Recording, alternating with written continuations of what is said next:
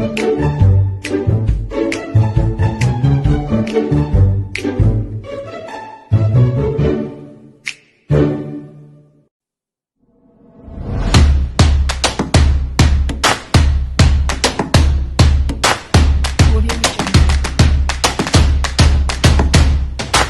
name INTAN SYAFIQAH binti SHARIFUDIN 1201417, SITI ALIA MAISARAH binti NAIM 1201409, AN-NUR binti ZAKARIA 1201408, Ainul Nazifa binti Muhammad ABDI 1203069, NURUL FARHAN binti ZAINORKAMARUL BASAHIDIN 1201370, MUSFIRAH binti KAMARUDDIN 1201344, MUKHRIZ bin ABDULLAH 1201371.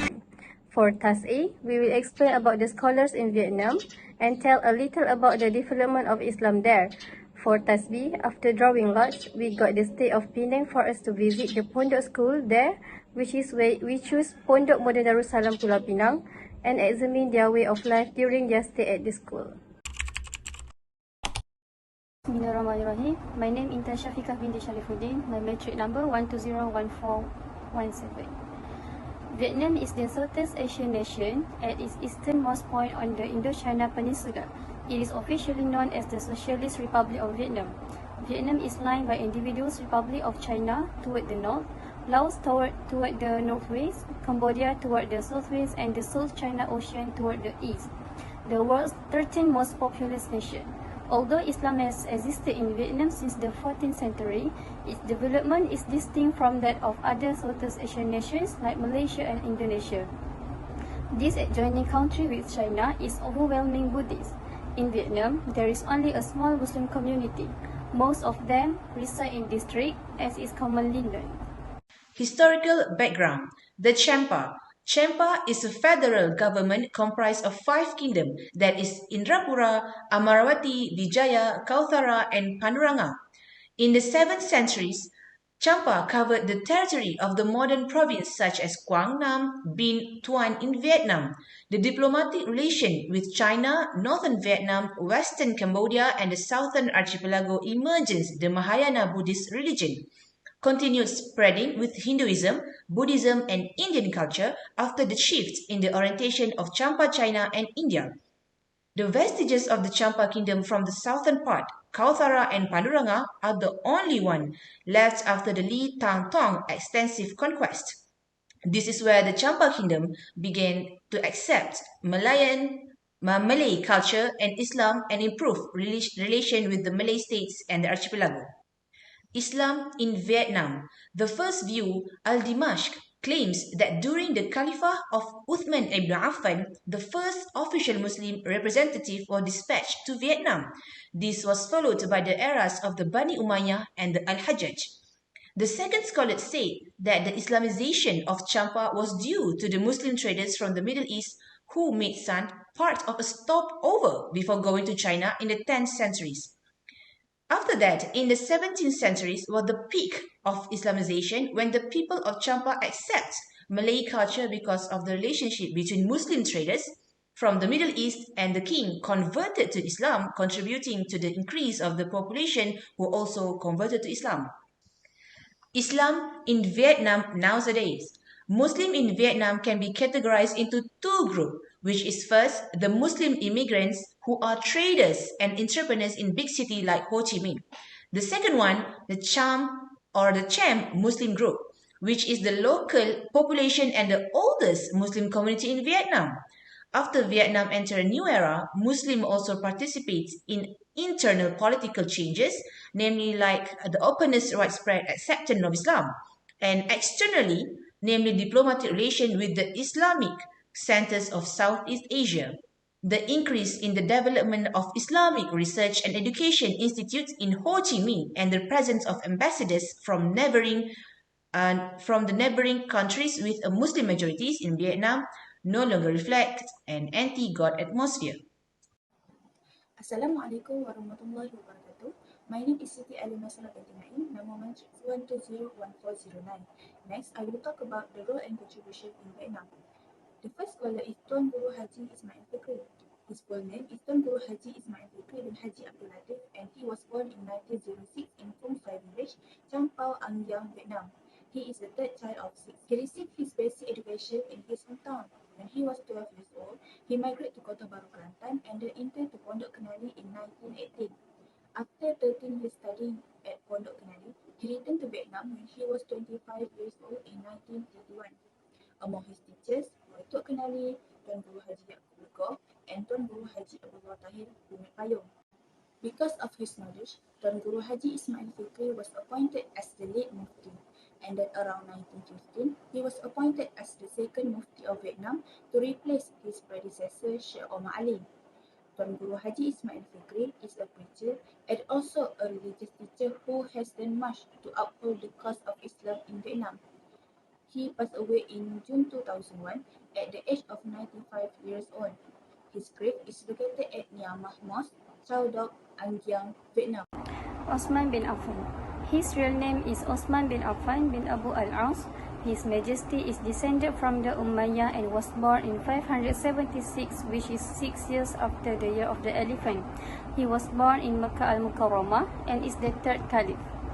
He died on 18th of Zulhijjah in the year 35 Hijrah because he was killed by rebels while reading the Quran. Among the service and contribution of Caliph Osman bin Affan in Islam is that he donated 300 camels and 10,000 dinars for the use of the Islamic army in the Tabuk War. His Majesty also bought a plot of land to enlarge the Prophet Mosque, established a navy, became the messenger of Allah subhanahu wa ta'ala in the Hudaybiyah agreement. He donated a lot of property in the way of God. My name is NURUL FARHAN binti ZAINORKAMARUL BASAHIDIN and my metric number 1203070. I will explain about Islamic population in Vietnam. In 2009, around 75,000 Muslims were estimated living in Vietnam. Plus, according to official figures, many of them come from Cham ethnic group, which is descended from the Champa. Thus, they are divided into two main groups, which is first Old Islamic group, also known as Chambani or Bani, and second is New Islamic group, also known as Cham Islam. So, first of all, the Chambani apply and are parts of Brahmanism, and they apply the worship and they apply in their life regionally traditional rituals and belief. While Cham Islam is a Sunni Muslim, they always keep in touch with Islamic community through pilgrimage to Mecca, or sometimes they always study overseas in a place there are many Muslims like Malaysia, Indonesia and Saudi Arabia. So because of that, they have little interaction with the larger Islamic world. Not only that, they always frequently claim to be followers of Yagyao, but not of Islamic. So that is Muslim in Vietnam. In fact, not all of the people in Vietnam who are legally categorized as belonging to Islam or Yagyao. So that's why they always say that they are follow Yagyao, but not as Islam. And the majority of Chambani peasants, they do not differentiate between Islamic and non-Islamic in aspect of religion. So that's why some of them Islam but eat pork or eat alcohol or others. Thus, Islamic Chambani community, they're different between them according to the gender or social class. So to conclude here, we don't know whether the Chambani, the Vietnamese Muslim, they share common Islamic practice, belief or not. So that's all about Islamic population in Vietnam. Thank you. Assalamualaikum warahmatullahi wabarakatuh. My name is Aisyah binti Zakaria. My metric number is 1201408. I will explain about current state of Islam and Muslim in Vietnam. Islam in Vietnam today is not only from the Champa and the Siti. There are also immigrant Muslims from various countries such as Saudi Arabia, Pakistan, India, Malaysia and Indonesia. The Muslim countries in Vietnam can be divided into two categories. First, immigrant Muslim communities that have developed in big cities such as Ho Chi Minh, Tan Yên and An Giang. Second, the Champa Muslim community, which is the earliest local Muslim community in Vietnam and inhabits the coastal plains of central Vietnam in An Nam. The life of Muslims were isolated and were impressed after the independence of Vietnam. They became poorer after the war and all of Vietnam was controlled by the Communist Party. In this day, they controlled, supervised and monitored by the government in secret. With the change of political structure, supporters of Islam in Vietnam can carry out religious activity openly as they have government support. In reality, Muslims in Vietnam do not have complete freedom. The government was present in partially every religious activity. Muslims in Vietnam can attend international meetings organized by Vietnamese government or other country. However, they must first obtain permission from the sovereign. In conclusion, Muslims in Vietnam still are not in freedom and were always surveilled by the government. Assalamualaikum warahmatullahi wabarakatuh. My name is MUKHRIZ bin Abdullah and my metric number is 1201371. Today I would like to tell about issue in Vietnam. I have 2 points at here. First, Sunni Sufism and philosophy, and the second point is Islam and other religions and beliefs. Sunni Sufism and philosophy. Since generally they practice the Sunni school, it can be said that only Sufism related to Ahli Sunnah has a place. It is not difficult to accept this statement because in any place in Malaya where Ahli Sunnah is the majority group, then Sunni Tasawwuf is a normal thing. As in Malaysia, the same things and conditions can be expected from the situation and condition in Vietnam. Likewise, in the state of Islam which is still at a weak level, then it seems that priority of Cham Malay Muslims is to increase the number of followers of Islam and defend its pattern and form so it can remain for a long time and become part of their lifestyle. For the second point, Islam and other religions and beliefs. Islam is considered one of several religions and beliefs in Vietnam in general. It seems to be equated with various other religions and beliefs. The Vietnamese government emphasizes communist ideology as their fundamental principle, and religious aspects are not emphasized. Although the religion does not seem to be dominant, Islam is given the freedom to practice just like the Buddhist faith, which is the religion and belief of the majority of Vietnamese people. However, in terms of provision, it is not different. So that's all from me. Thank you. I am Ainul Nazifa Binti ABDI, matrix number 1203069. Now I will present the challenges in Vietnam to spread Islam. We will explore the challenges faced by Islam as a minority religion in Vietnam. According to September 1975, Buddhism was the predominant belief system in southern Vietnam during the early period, indicating its widespread influence in the region and beyond. However, contemporary South Asian countries, including Vietnam, have Muslim minority populations, as revealed by Professor Kamal Hassan research in 2003. Despite this, Islam is considered a minority religion in Vietnam due to the prevalence of other religions, especially Buddhism, resulting in a slower growth rate compared to Malaysia. Vietnam is started as a communist state under Ho Chi Minh posed additional challenges for the propagation of Islam. The communist ideology that has guided Vietnam since its unification after the Vietnam War, as highlighted by Ho Chi Minh in 2015, may present difficulty for the belief and practice of Malay Cham Muslim in Vietnam. The Vietnamese government adhering to communism emphasizes and promotes this ideology, which can create obstacles for the Muslim community in preserving their religious identity and observance. To conclude, Vietnam religion influenced by Buddhism and communism has positioned Islam as a minority religion. The propagation of Islam in Vietnam has not matched the growth observed in Malaysia. The Muslim community face difficulties in preserving their religious identity and practices due to the emphasis on communism and the culture dominance of Buddhism. Next point, Islamic culture and practice different with Buddhism. Vietnam has its own tradition, practice or culture since long ago that is against Islam before the arrival of Islam that are not aligned with Islamic teachings. The unique traditional and cultural practice of Vietnam, primarily influenced by Buddhism, have deep roots and are integral to Vietnamese culture. These practices differ significantly from Islamic culture, making it difficult for Islam to gain traction in Vietnam. One example of a significant cultural event in Vietnam is the Tet Festival, which holds great importance for the Vietnamese people. During Tet festivals, various rituals and ceremonies take place, such as honoring exchanging gold and paying respect to ancestors. These practices are deeply ingrained in Vietnamese society but do not align with Islamic beliefs and practices. When Islam was introduced to the Vietnamese community, it faced resistance due to the stark differences between Islamic culture and existing cultural practices. There was concern that adopting Islamic practices might be seen as a rejection of Vietnamese traditions, creating challenges in fostering understanding and acceptance of Islam within Vietnamese culture. To address the challenges, it is important to build bridge of understanding between the Islamic faith and Vietnamese culture. Respect for cultural diversity and promoting dialogue are crucial in promoting acceptance. Highlighting common values shared between Islam and Vietnamese culture, such as respect for family and ancestors, can help foster harmony and acceptance. In conclusion, it is important to emphasize that embracing Islam does not require abandoning one cultural heritage, but rather enrich it with a new spiritual dimension. That's all from me. I will pass to the next presenter. The conclusion we can summarize is Vietnam is a country that practices communist socialism that overcome all others' ideologies and faiths. Islam and other religions and beliefs are given almost equal status of right and service. Also, Islam in Vietnam is generally based on the Ahli Sunnah wal Jamaah, just like most countries in the region. It seems that the most important issue dominating other issues is the survival of Islam in Muslim. The various issues that arise have direct and indirect links to Islam and its survival. At the same time, the various challenges faced are internal, external, and so on. However, with the current situation, they are able to survive and maintain their Islamic identity.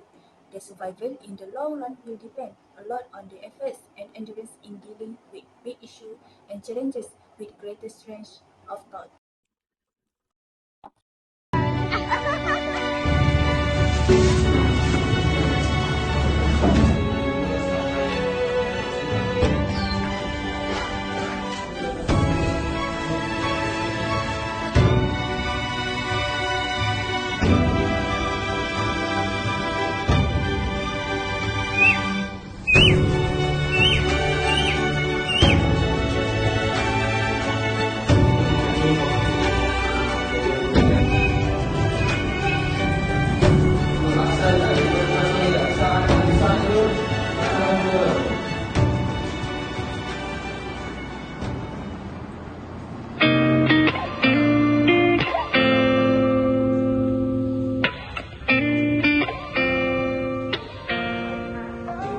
Pondok Moden Darussalam Pulau Pinang ni ditubuhkan pada tahun 2017.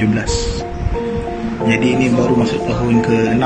Asal mula ditubuhkan madrasah ni bermula dari keinginan ataupun hasrat wali santri. Wali santri ni maksudnya ibu bapa kepada anak-anak yang mereka hantar ke Gontor, ke Pondok Moden Darussalam Gontor Indonesia. Jadi mereka pergi Gontor ni, mereka tengok anak-anak yang bagus, mereka tengok pendidikan di Gontor ni sangat-sangat bagus lah. Jadi kalau boleh kena buat juga di Malaysia, kena ada juga satu di Malaysia, 1, 2, 3 di Malaysia. Jadi ada di sini, ada di Changlun, ada beberapa juga dekat Selangor, ada dekat Negeri Sembilan, Johor. Tapi yang pakai sistem penuh ikut Gontor cuma di sini, di Pondok Moden Darussalam Pulau Pinang. Jadi mereka wali-wali ibu bapa ni berhasrat, walaupun mereka tak pernah belajar di Gontor, tapi mereka tengok anak-anak mereka ni jadi pemimpin, boleh mengajar, boleh jadi guru, baguslah, pendidikannya bagus. Jadi kalau boleh nak ada yang satu di Malaysia, itu asal muasalnya.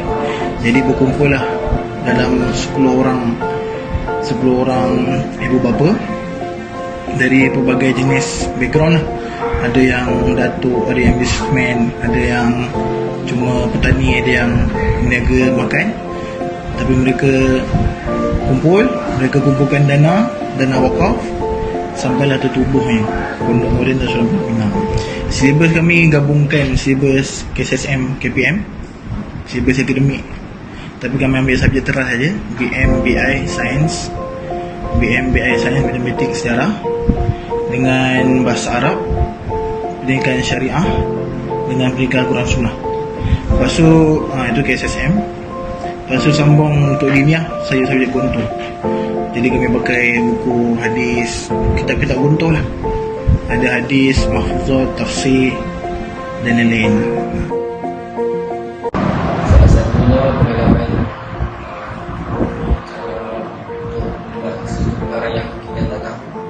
Jadi daripada rumah, saudara kita datang, kita datang ke sini dan dapat belajar bagaimana nak mengetahui satu perkara. Salah satunya bicara dengan bahasa Arab,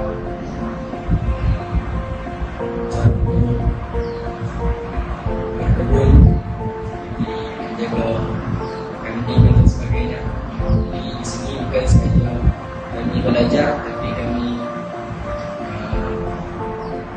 belajar macam mana untuk berpuasa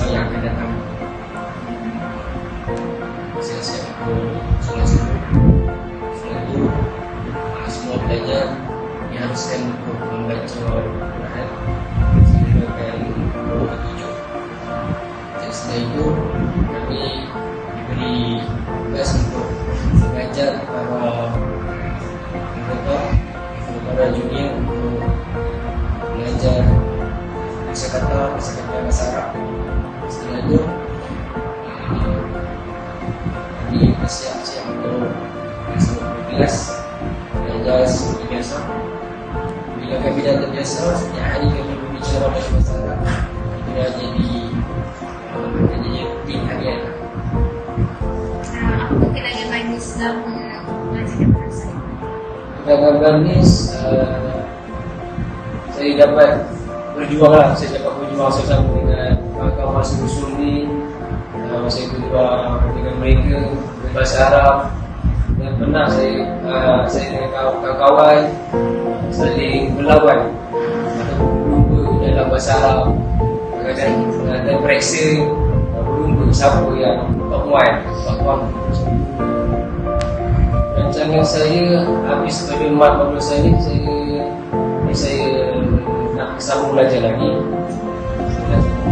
Kalau ada rezeki, insyaAllah saya akan bersambung ke AAD. Saya akan bersambung ke AAD. Kalau ada rezeki, Malaysia ada rezeki, insyaAllah saya akan bersambung lagi. Saya nak ambil ke luar negara serta ke Eropah, ke negeri.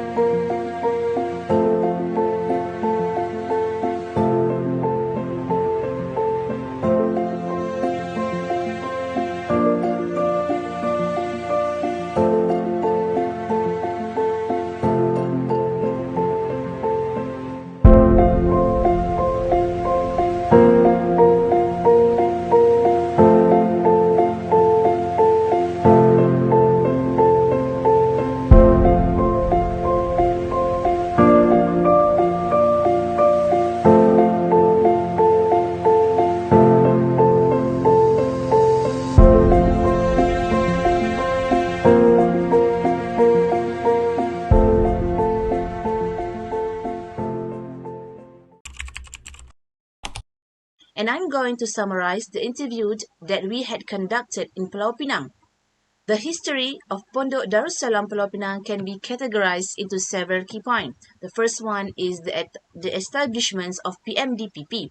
Based on the interview conducted with the school principal of Pondok Modern Darussalam Pulau Pinang, PMDPP, or the Pondok Moderns mentioned as Mudir, said that PMDPP were built in 2016 and then fully run in 2017. He mentioned that the inspiration for establishing Pondok Modern Darussalam Pulau Pinang is through an agreement between parents of Malaysian students who were sent to study in Gontor, Indonesia. They noticed the education in Gontor is excellent enough and should be held in Malaysia to create more young generation with excellent leadership qualities and moral ethics. It is in the line with the vision of PMDPP, which are Islam, knowledge and society, and their mission of preparing a generation of superior qualities, believers with noble character, brought knowledge to the throne of Khairu Ummah formation. Allah subhanahu wa ta'ala said in Surah Al-Imran, verse 110, meaning you are the best nation produced an example for mankind. You enjoying what is right and forbidden what is wrong and believe in Allah. If only the people of the scripted had believed, it would have been better for them. Among them are believers, but most of them are defiantly disobedient. The second one, the founder. The main founder of PMDPP is Tuan Muhammad Ali, who currently holds the position of Treasurer of Pondok Modern Darussalam Pulau Pinang. And the third one, the expansion. Pondok Modern had expanded to other states in Malaysia such as Johor, Selangor and Negeri Sembilan. However, the Mudir said that PMDPP is the only one that fully run based on the Guntur's education system. And that's all from me. Thank you. The result or summary of our study, Pondok Modern Darussalam is different from other pondok, where this pondok refer to Pondok Modern Darussalam Gontor, Indonesia.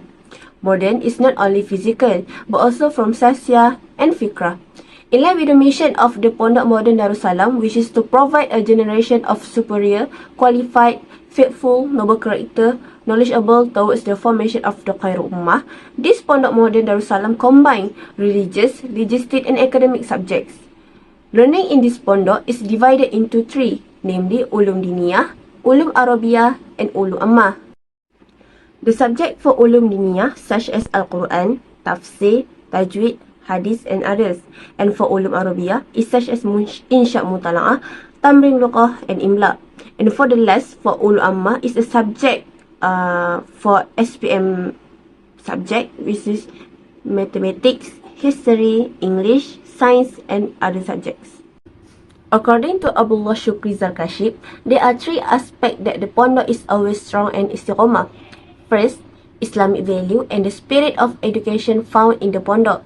Second, the dormitory system with high discipline, meaning that with the dormitory system, a combination of three educational centers is created, which is the first is school education, formal, family education, informal, and the community education, not formal too.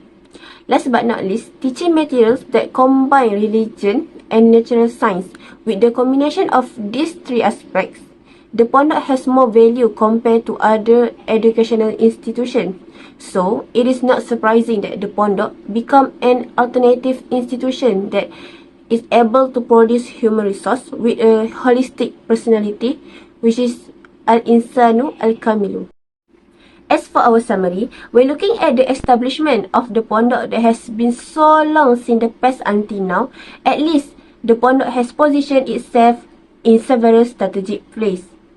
First, pondok as an institution for the development of religious science, in other terms, Tafaqquh fil ad-din.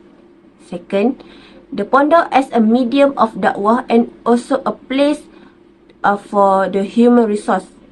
Third, the pondok is also an institution that serves the community with its commitment, amar ma'ruf, nahi munkar in various forms. Today I would like to explain what I understand about our task A, which is even though in that country majority is not Muslims, but the people who are Muslim, they still apply religious knowledge as taught by Muslim scholars. For example, in Vietnam, the populace who are Muslim have a strong hold on the Islamic religion, and they have a lot of faith in God. Okay, as we know, religion are important in our life, which is religion gives us guidance in life and has been told everything in the Holy Al-Quran and Sunnah. And at the same time, Islam arrived in South Asia in a peaceful way through trade and interaction between Muslims, merchants and the local. I will explain about our understanding from Task B. In Task B, each group was divided according to the state in Malaysia, and our group got the state of Penang. In this Task B, we have to study about a legendary and established pondok or Islamic school as a hub for the formation of Ummah Islamiyah and the spread of Islamic education in the state of Penang. Our group has chosen Pondok Modern Darussalam Pulau Pinang as the institution we studied for this assignment. Our group travelled to Penang for 2 days and 1 night. From this assignment and trip, we were able to learn a lot of new experience and knowledge. From this trip, we learned how to work together, divide work well, and help each other between group members. We had fun and really enjoyed our trip to Penang. From this trip, we can also learn how to strategize and plan the trip well. From this assignment, we were able to learn a lot about this pondok institution. We can find out about madrasah management, student activities, madrasah syllabus, and so on. We also found that institutions such as pondok and madrasah also have the potential, great potential, to produce high quality students in terms of learning, skills, and morals. From this study, we greatly admire the determination of the people who set up institutions like this madrasah and pondok, because most institutions such as madrasah and pondok are built on the initiative of local residents, parents, and scholars who love their religion, concerned about the future of the next generation, and want the best Islamic education for their children and grandchildren. As we know, to establish a school with their own initiative, there are people who are willing to sacrifice their own property and energy to cover the expenses and facilities of the school. Such as there are people donating their land to be used as school, teaching for free, and giving food or goods as wakaf. Next, I will present about relationship between TAS A and TAS B. TAS A is about ULAMA in Islamic Education Center, and we choose Tuan Guru Mufti Haji Ismail in Vietnam. Plus, TAS B is about documentary about the pondok or ma'had. So our group have to go to Pulau Pinang to complete the TAS B. So we can see here, those tasks is actually about spread Islam to the society.